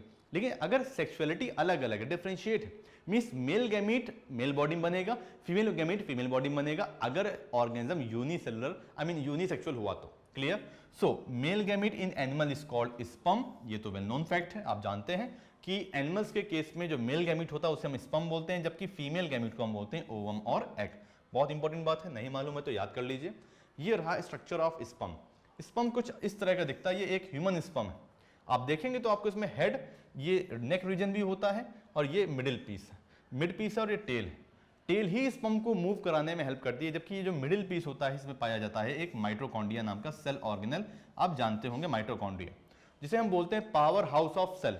So this mitochondria is known as powerhouse of cell, and this mitochondria is found in the middle piece of the sperm structure. Clear? And this one is head region. ये रहा हमारा head region which contains nucleus. इसके अंदर होता है nucleus और nucleus के अंदर पाया जाता है DNA. DNA stores all the genetic information, है ना, जो भी फादर की जेनेटिक इंफॉर्मेशन होती है वो इसमें स्टोर होती है, जो कि अगली जनरेशन में जाती है इस न्यूक्लियस के थ्रू। अब बात करेंगे इसके टिप पे ये कैप लाइक स्ट्रक्चर होता है, इसे बोलते हैं एक्रोसोम। ये acrosome is a cap like structure which is form by the modification of Golgi body. Golgi body के मॉडिफिकेशन से ये आगे हेड पे कैप लाइक स्ट्रक्चर बनता है। चलिए जी आगे बढ़ते हैं स्पर्म की बात में। ओवा के स्ट्रक्चर की बात करते हैं। ये रहा डायग्राम ऑफ ओवा। तो ओवा की अगर बात की तो आप देखेंगे इसके अंदर न्यूक्लियस है, क्योंकि फीमेल गैमीट है तो न्यूक्लियस तो होगा ही होगा। फिर यहाँ पे आपको इसके आउटर पार्ट में साइटोप्लाज्म दिख रहा होगा। कोरोना रेडिडा की सेल्स होती हैं, जोना पेल्लुसिडा की सेल्स होती हैं, और साथ में अंदर पोलर बॉडी भी पाई जाती है। ये रहा ओवा का डायग्राम। चलिए बात करते हैं फर्टिलाइजेशन के बारे में कि फर्टिलाइजेशन क्या होता है। आप जानते हैं, सिंपल सी बात हम पहले भी डिस्कस कर चुके हैं कि फर्टिलाइजेशन का सीधा सा मतलब होता है it is a fusion between male and female gamete. This process is known as fertilisation, the fusion of male gamete with a female gamete to form a zygote. क्योंकि फर्टिलाइजेशन का रिजल्ट क्या होता है, जाइगोट होता है। Clear? So during the sexual reproduction is called fertilization and the zygote for fertilized egg grows to develop to form a embryo या new baby। यही zygote आगे चल के एम्ब्रियो बनाएगा और वो उस एम्ब्रियो से आगे चल के बनेगा फीटस या new baby. Clear? The unborn baby in the uterus in the early stage of the development when the body parts are not much develop is called embryo. तो एम्ब्रियो वो कंडीशन होती है जब डेवलपिंग बेबी की body बहुत ज़्यादा differentiate नहीं होती, बहुत सारे बॉडी पार्ट्स नहीं बने होते हैं, इस कंडीशन में उसको बोलते हैं एम्ब्रियो। क्लियर? और तभी उस टाइम को बोलते हैं एम्ब्रियोनिक डेवलपमेंट। क्लियर? चलिए, सो ये बात हो गई। इस डायग्राम को देखिए किस तरह से डेवलपमेंट होता है। ये रहा हमारा फीटल डेवलपमेंट। ओके, सो ये हमारा फर्टिलाइज एग है, यहाँ पे फर्टिलाइजेशन हो चुका है। 2 सेल स्टेज आएगी, 2 से फिर 4 सेल स्टेज बनेगी, 4 से फिर 8 सेल स्टेज, 8 से फिर 16 सेल, 16 से फिर ब्लास्टोसिस्ट बन जाएगा, फिर फीटस बनेगा 5 वीक्स में। 10 वीक्स का फीटस दिख रहा है यहाँ पे आपको, ये 20 वीक्स का फीटस है, और 40 वीक्स में ये फीटस जो है पूरा मैच्योर हो जाता है, फुल्ली डेवलप हो जाता है, और फिर 9 मंथ के गेस्टेशन पीरियड के बाद ये बेबी एक्सपेल्ड आउट हो जाता है, यानी पार्चुरेशन या डिलीवरी हो जाती है। सो गेस्टेशन पीरियड क्या होता है? फर्टिलाइजेशन से लेके पूरे डेवलपमेंट तक के टाइम पीरियड को या डिलीवरी तक के टाइम पीरियड को बोलते हैं गेस्टेशन पीरियड। क्लियर? चलिए, और उसके बाद डिलीवरी या पार्चुरेशन होता है। अब बात करेंगे एडवांटेज ऑफ सेक्सुअल रिप्रोडक्शन की। भैया सेक्सुअल रिप्रोडक्शन के कुछ फायदे होते हैं कि नहीं होते? कुछ फायदे होते हैं, like mixing of genes, genes की मिक्सिंग होती है। जीन्स की मिक्सिंग मीन्स मेल गैमीट आएगा स्पर्म, फीमेल गैमीट रहेगा ओवम, इसके मेल गैमीट में मेल जीन्स होंगे, फीमेल गैमीट के फीमेल जीन्स होंगे। जब ये दोनों फ्यूज करेंगे तो फ्यूज करने के बाद बन जाएगा जाइगोट, और ऐसा लग रहा है कि मानो दोनों मेल और फीमेल गैमीट के जीन्स फ्यूज कर चुके हैं, मीन्स यहाँ पे मिक्सिंग ऑफ जीन्स हो रहा है, तो मिक्सिंग ऑफ जीन्स होगा। फिर होगा एवोल्यूशन। एवोल्यूशन क्यों होता है? क्योंकि भैया जब 2 नई वैरायटी के या 2 अलग अलग तरह के जीन्स जब मिक्स करेंगे तो जो नया बेबी बनेगा ना तो वो पूरा पूरा मेल से रिसेंबल करेगा, ना पूरा पूरा फीमेल से रिसेंबल करेगा, मीन्स वो दोनों का मिक्सचर होगा, तो एक तरह का नया ऑर्गेनिज्म बना। एवोल्यूशन होगा, जेनेटिक वेरिएशन आएगा, जेनेटिक वेरिएशन की वजह से ही वो ऑर्गेनिज्म अडॉप्ट कर पाएगा आने वाले एडवर्स कंडीशन में, एडवर्स सिचुएशन में। ठीक है जी? सो ये खास बात होती है आपके सेक्सुअल रिप्रोडक्शन की, जो कि एसेक्सुअल रिप्रोडक्शन में नहीं पाई जाती हैं। इस वजह से sexual reproduction is far better than asexual reproduction. Clear? अब हम बात करेंगे प्यूबर्टी के बारे में। प्यूबर्टी एक ऐसी एज होती है जिसमें सेक्स हार्मोन्स का डेवलपमेंट और सेक्स ग्लैंड्स का डेवलपमेंट स्टार्ट हो जाता है, गैमिट्स का बनना स्टार्ट हो जाता है, ये गैमिट्स वगैरह बनने लगते हैं, और जो बॉय और गर्ल्स होती हैं ये सेक्सुअली मैच्योर हो जाते हैं, इनके जो सेक्स ऑर्गन्स होते हैं वो मैच्योर हो जाते हैं, यानी कि ये गैमिट्स प्रोड्यूस करने लगते हैं। जो सेक्स ऑर्गन्स हैं, लाइक प्राइमरी सेक्स ऑर्गन्स हैं, लाइक मेल्स में टेस्टिस और फीमेल्स में ओवरीज, ये आपके गैमिट्स प्रोड्यूस करने लगेंगे, और इस एज को बोलते हैं प्यूबर्टी। और प्यूबर्टी में क्या होता है? ये फीमेल्स में पहले आती है, गर्ल्स में पहले आती है, देन मेल्स। मीन्स प्यूबर्टी की जो एज होती है ये फीमेल्स में अर्ली स्टेज में आ जाती है और मेल्स में थोड़ी सी लेटर स्टेज में आती है एज कम्पेयर टू फीमेल्स। आइए उस एज के बारे में भी डिस्कस करते हैं। जनरली बॉयज़ में जो प्यूबर्टी आती है वो एज ऑफ 13 to 14 ईयर्स की एज में आती है, ये एक अप्रॉक्सीमेट रेशियो है, इस रेंज में आती है। while the girls reach the puberty at the age of comparatively lower age, that is 10 to 12 years। सोचिए 10 to 12 years में फीमेल्स में मेच्योरिटी आ जाती है, प्यूबर्टी आ जाती है, जबकि 13 to 14 years में मेल्स में आती है। टेस्टिस जो होते हैं वो प्रोड्यूस करने लगते हैं मेल सेक्स हार्मोन्स। जो टेस्टिस होंगे वो मेल सेक्स हार्मोन प्रोड्यूस करेंगे जिसे बोलते हैं testosterone, and the ovaries produce female sex hormones called oestrogen and progesterone. So oestrogen and progesterone नाम के हार्मोन्स फीमेल सेक्स ग्लैंड्स या ओवरीज प्रोड्यूस करती हैं। अब हम बात करेंगे सेकेंडरी सेक्सुअल कैरेक्टर्स के बारे में कि मेल्स में और फीमेल्स में अलग अलग सेकेंडरी सेक्सुअल कैरेक्टर्स पाए जाते हैं, बहुत इंपॉर्टेंट बात है। Like under arms hairs females में होंगे, ब्रीस्ट की ग्रोथ हो जाएगी फीमेल्स में, हिप की ग्रोथ होगी, प्यूबिक हेयर्स होंगे, मेंस्ट्रुएशन होगा, ये सारी बातें होती हैं। मेंस्ट्रुएशन वगैरह स्टार्ट हो जाएगा प्यूबर्टी की एज में फीमेल्स में। और कुछ ये जो आपके बॉडी के स्ट्रक्चरल चेंजेस हो रहे हैं, वॉइस पिच जो हो जाएगी वो काफ़ी हाई हो जाएगी फीमेल्स में। तो ये सेकेंडरी सेक्सुअल कैरेक्टर हो गया फीमेल्स के। जबकि मेल्स के सेकेंडरी सेक्सुअल कैरेक्टर क्या होंगे? फेशियल हेयर ग्रो करने लगेंगे, वॉइस बहुत डीप हो जाएगी, यानी कि वॉइस पिच लो हो जाएगी, साथ में अंडर आर्म्स हेयर निकलने लगेंगे, एक्सियल हेयर होंगे, प्यूबिक हेयर होंगे, और स्पर्मेटोजेनेसिस यानी कि इजैकुलेशन का प्रोसेस स्टार्ट हो जाएगा। टेस्टिस इनलार्ज कर जाएंगे, पेनिस का साइज बढ़ जाएगा और वहां पे स्पर्मेटोजेनेसिस यानी गैमेट का फॉर्मेशन स्टार्ट हो जाएगा। अब बात करते हैं मेल के रिप्रोडक्टिव सिस्टम के बारे में कि मेल के रिप्रोडक्टिव सिस्टम में क्या क्या पार्ट्स होते हैं। शॉर्ट में इसको देखते हैं। आप जानते हैं कि ह्यूमन के मेल रिप्रोडक्टिव सिस्टम में ये कुछ इंपॉर्टेंट ऑर्गन्स होते हैं, लाइक टेस्टिस, क्योंकि टेस्टिस तो प्राइमरी सेक्स ऑर्गन होता है, स्क्रोटम होता है, पाउच लाइक स्ट्रक्चर होता है, एपिडिडाइमिस होती है, वास डिफरेंस होती है, ये तो डक्ट्स हो गई। वास डिफरेंस को हम स्पर्म डक्ट भी बोलते हैं, ये बात इंपॉर्टेंट है। सेमाइनल वेसिकल्स होती हैं, प्रोस्टेट ग्लैंड होती है और पेनिस वगैरह पाया जाता है। तो ये हमारे हो गए मेल रिप्रोडक्टिव सिस्टम के कुछ ऑर्गन्स। एक इंपॉर्टेंट बात है कि ह्यूमन बींग्स में यहाँ पे आप जानते हैं 2 टेस्टिस होते हैं और टेस्टिस आपके प्राइमरी सेक्स ऑर्गन होते हैं। Testis are the primary reproductive organs in the men और मेल्स। क्लियर? इंपॉर्टेंट बात है, याद कर लीजिएगा। इस डायग्राम का यूज करते हैं मेल रिप्रोडक्टिव सिस्टम को समझने के लिए, लेवलिंग के लिए और बोर्ड एग्जाम्स में बनाने के लिए डायग्राम बहुत इंपॉर्टेंट है। आप देखेंगे तो यहाँ पे ये पेनिस दिख रहा है, ये पेनिस मस्कुलर ऑर्गन होता है जो कि इंसेमिनेशन में हेल्प करता है। ये जो पाउच लाइक स्ट्रक्चर दिख रहा है इसे बोलते हैं हम लोग क्या? स्क्रोटम। स्क्रोटम के अंदर टेस्टिस पाए जाते हैं और टेस्टिस के बात अगर की जाए तो इनका टेम्परेचर बॉडी टेम्परेचर से 2 to 2.5 डिग्री सेंटीग्रेड कम ही होता है, क्योंकि इनको स्पर्मेटोजेनेसिस के लिए बॉडी टेम्परेचर से 2 डिग्री सेंटीग्रेड कम होना चाहिए टेम्परेचर, तभी बॉडी के बाहर होते हैं। फिर टेस्टिस के ऊपर एपिडिडाइमिस नाम की ये डक्ट होती है, प्रेजेंट होती है, ये निकलती है हमारी स्पर्म डक्ट जिसको हम लोग बोलते हैं वास डिफरेंस। क्लियर? सो वास डिफरेंस या स्पर्म डक्ट हो गई।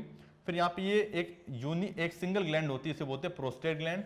ये पेयर्ड ग्लैंड होती है सेमाइनल वेसिकल जो कि सीमेन निकालती है इजैकुलेशन के टाइम पे। और ये रहा यूरिनरी ब्लैडर जहाँ पे यूरिन स्टोर होता है। ये रही यूरेथ्रा, और यूरेथ्रा के थ्रू ही यहाँ से यूरिन भी पास होती है और स्पर्म भी पास होते हैं। मेल्स के केस में यूरेथ्रा के थ्रू ही यूरिन और स्पर्म दोनों पास होते हैं। सो इस वजह से बोलते हैं यूरोजेनिटल डक्ट। अब बात करते हैं जो हमने आपको बात बताई कि टेस्टिस आउटसाइड होते हैं ऑफ द एब्डोमिनल कैविटी। क्यों? क्योंकि टेम्परेचर ऑफ द स्क्रोटम जो होता है वो 2 to 3 डिग्री सेंटीग्रेड लो होता है then the body temperature, body के टेम्परेचर के according. So in the way the testes provide an optimal temperature for the formation of sperm, यानी स्पर्म के फॉर्मेशन के लिए बॉडी टेम्परेचर सुटेबल नहीं होता।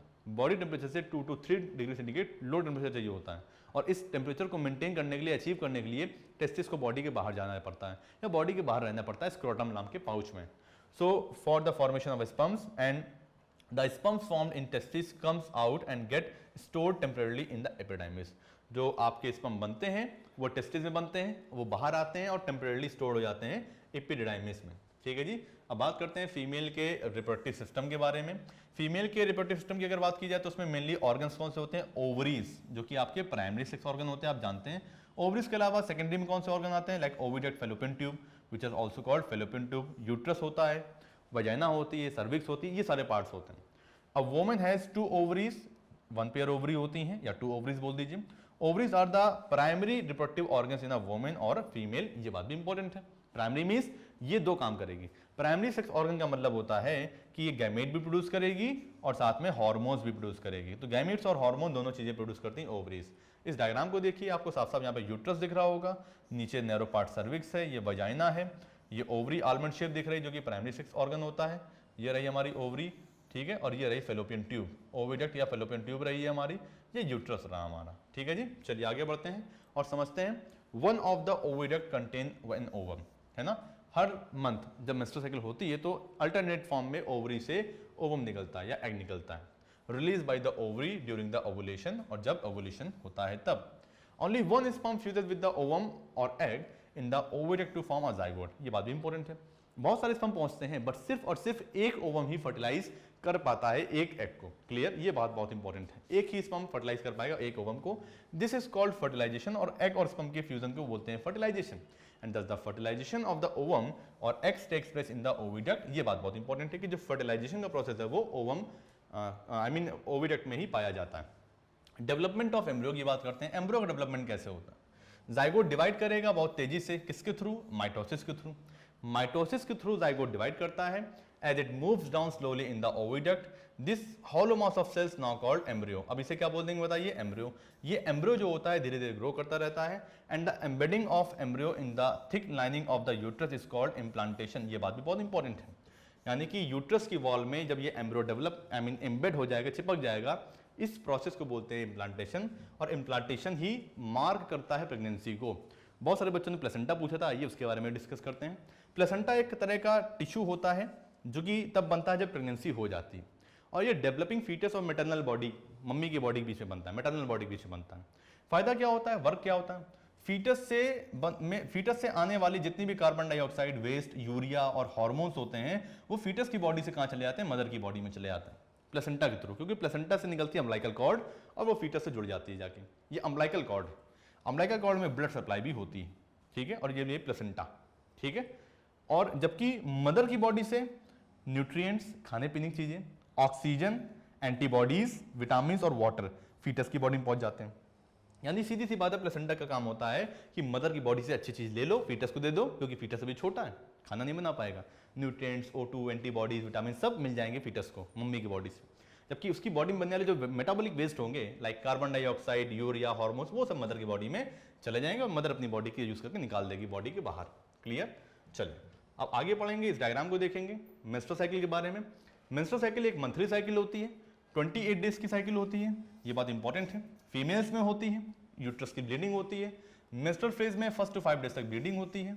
जब ओवा फर्टिलाइज नहीं हो पा रहा होता है तो उस कंडीशन में ओवा आता है और यहाँ पे ब्लीडिंग के थ्रू बाहर निकल जाता है, इसे बोलते हैं वजाइनल ब्लीडिंग। यूट्रस जो होता है वो एंडोमेट्रियल लाइनिंग को शेड करता है, क्योंकि यूट्रस की इनर मोस्ट लाइनिंग को बोलते हैं एंडोमेट्रियम। एंडोमेट्रियल की लाइनिंग शेड होती है और शेड होने के बाद ये ब्लीडिंग के फॉर्म में बाहर निकल आती है, इसे बोलते हैं मेंस्ट्रुअल फ्लूइड, ठीक है। और इस पूरे प्रोसेस को बोलते हैं मेंसेस। अदरवाइज क्या होता है, 14th डे तक ये वेट करता है। 14th डे पे ओवुलेशन होता है, ओवरी से जो एग बाहर आता है वो 14th डे पे बाहर आता है। 28 डे की साइकिल के मिड में, यानी 14th डे ऑफ साइकिल में एग बाहर आएगा, इसे बोलेंगे ओवुलेशन, और फिर वो यहाँ पे वो ट्रैवल कर रहा होता है। क्लियर? चलिए अब हम बात करेंगे मीनार्च और मीनोपॉज के बारे में कि मीनार्च और मीनोपॉज क्या होता है। बच्चों मीनार्च का मतलब होता है ऑनसेट ऑफ मेंस्ट्रुएशन, जब सबसे पहले किसी गर्ल में मेंस्ट्रुएशन स्टार्ट होता है at the age of puberty, puberty की एज में जब स्टार्ट होता है तो इसे बोलते हैं मीनार्च। जबकि मीनोपॉज क्या होता है, cessation of menstruation 45 to 50 years की एज में, 45 to 50 ईयर्स की एज में फीमेल्स में मीनोपॉज आता है, यानी कि आपका मेंस्ट्रुअल साइकिल स्टॉप हो जाता है। क्लियर? और मीनार जो होता है वो प्यूबर्टी की एज में आता है गर्ल्स में, यानी कि भाई 10 to 13 की एज में, इस एज में ये सबसे पहले मीनार्च होता है। क्लियर? अब हम बात करेंगे बर्थ कंट्रोल के बारे में। भैया बहुत ही इंपॉर्टेंट टॉपिक है बर्थ कंट्रोल। इंडिया में बर्थ फटाफट होती चली जा रही है, पॉपुलेशन लगातार बढ़ती चली जा रही है। फैमिली प्लानिंग बहुत ज़रूरी है, ये इनेबल करता है किसी भी कपल को ये डिसाइड करने में कि भैया नंबर ऑफ चिल्ड्रन कितने होने चाहिए। फैमिली प्लानिंग का मतलब होता है कि फैमिली में डिसाइड हो कि कितने बच्चे होंगे, ठीक है। और अगर किसी भी कपल के पास कम बच्चे होंगे तो वो उन्हें अच्छा फूड, अच्छी एजुकेशन, अच्छे कपड़े और एक अच्छी लिविंग प्रोवाइड करा सकता है, जबकि बाकी चीज़ें नहीं प्रॉब्लम होगी वहाँ पर। बर्थ कंट्रोल के मेथड के बारे में बात करेंगे। जो बच्चे पूछ रहे थे सर बर्थ कंट्रोल के मेथड क्या होते हैं, बेसिकली 3 मेथड होते हैं, बैरियर मेथड, केमिकल मेथड और सर्जिकल मेथड। बैरियर मेथड में हम कोशिश करेंगे कि स्पर्म और ओवा मीट ही ना कर पाए, बैरियर लगा दे बीच में बैरियर होगा तो फर्टिलाइजेशन नहीं होगा, और फर्टिलाइजेशन नहीं होगा तो फिर जाइगोट या बेबी नहीं बनेगा और फर्टिलाइजेशन प्रेगनेंसी नहीं हो पाएगी, तो बर्थ कंट्रोल हो गया। तो ये हो गया बैरियर मेथड। दूसरा होता है केमिकल मेथड। केमिकल मेथड में कुछ केमिकल का यूज करेंगे जिसकी वजह से स्पर्म या तो मर जाएगा या तो फिर ओवा मर जाएगा, कुछ ऐसा कोशिश करेंगे कि ओवा बन ही ना पाए। केमिकल मेथड में पिल्स का यूज करते हैं, बताएंगे आगे। सर्जिकल मेथड में क्या करते हैं, सर्जरी कर देते हैं भैया, कुछ ऐसा सर्जिकल मेथड यूज करेंगे जिसके थ्रू स्पर्म और ओवा बाहर ही ना आ पाए। ठीक है जी, आइए एक एक करके तीनों के बारे में डिस्कस करेंगे।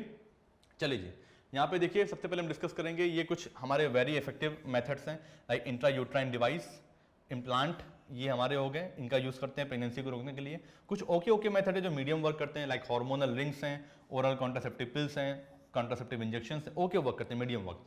जबकि लीस्ट इफेक्टिव में क्या आते हैं, डायफ्राम्स हैं, कॉन्डोम्स हैं, पुलिंग आउट मेथड होता है जिसमें इजैकुलेशन के पहले ही पुलिंग आउट कर लेते हैं, इजैकुलेशन वजाइना के अंदर नहीं करते हैं।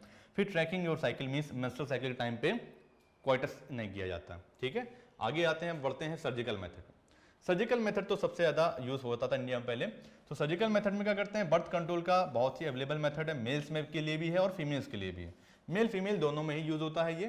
पहला होता है सर्जिकल मेथड जिसे बोलते हैं वैसेक्टोमी। वेसेक्टोमी में सर्जिकली क्या करते हैं, वास डिफरेंस को कट कर देते हैं, वास डिफरेंस को कट कर देंगे और टाइट कर देंगे। इससे क्या होगा, यहाँ पे जो स्पर्म्स आ रहे होंगे वो यहीं पे आ पाएंगे, आगे जा नहीं पाएंगे।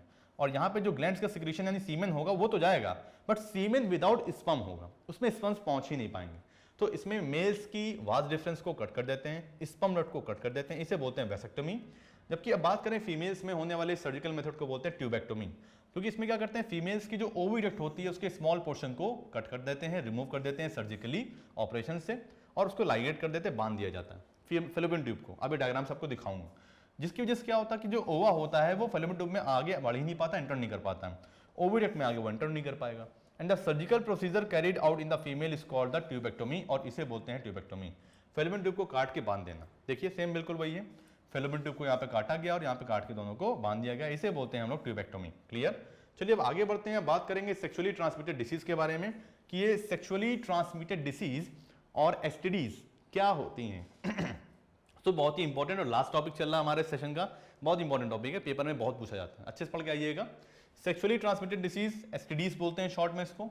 ये डिसीज वो डिसीज होती हैं जो कि स्प्रेड होती हैं by the sexual contact with an infected person. किसी इन्फेक्टेड पर्सन जिसमें एसटीडी की प्रॉब्लम हो, कोई डिसीज हो, उससे सेक्सुअल कॉन्टैक्ट बनाने पे ये प्रॉब्लम हो जाती है, इसलिए इनको बोलते हैं सेक्सुअली ट्रांसमिटेड डिसीज। एग्जाम्पल क्या है, गोनोरिया, सिफिलिस और एड्स। सिफिलिस, गोनोरिया, एड्स तीनों इंपॉर्टेंट हैं। गोनोरिया होती है निसेरिया गोनोरिया से, सिफिलिस होती है ट्रिपोनिमा पैलिडम से, और एड्स होती है एचआईवी नाम के वायरस से। एड्स बहुत ही खतरनाक बीमारी है, ह्यूमन इम्यूनोडिफिशियंसी वायरस इसका फुल फॉर्म होता है, और एड्स का फुल फॉर्म तो आपके सामने है, एक्वायर्ड इम्यूनोडिफिशियंसी सिंड्रोम। 1 दिसंबर को वर्ल्ड एड्स डे होता है ना, और रेड कलर का रिबन आप जानते हो, कुछ इस तरह का इसका सिंबल इस तरह से होता है, 1 दिसंबर याद कर लीजिएगा। और इस तरह से हमने आज का ये important session, live session complete किया। बहुत जल्दी हमने सारी चीज़ों को समझने की कोशिश की। आई होप कुछ टॉपिक ऐसे भी होंगे जो आपने अभी पढ़े नहीं होंगे और आपको नहीं समझ में आए होंगे, बट टेंशन की बात नहीं है, जो डिटेल्ड वीडियो लेक्चर्स आप उनको देखिए, और कोई भी प्रॉब्लम हो, कोई भी इंक्वायरी हो तो आप ईमेल कर सकते हैं हमें query@katyanacademy.com पे। सो इस तरह से आज के सेशन को कंप्लीट करते हैं। आई होप बहुत सारे टॉपिक आपको समझ में आए होंगे, जो नहीं आए हैं आप उनको ईमेल करके हमें बताइएगा, और साथ में जो रिकॉर्डेड वीडियो लेक्चर्स हैं उसको डिटेल में जरूर देखिएगा, सारे टॉपिक्स आपको समझ में आ जाएंगे। सो थैंक यू बच्चों, फिर मिलेंगे अगले लाइव सेशन में।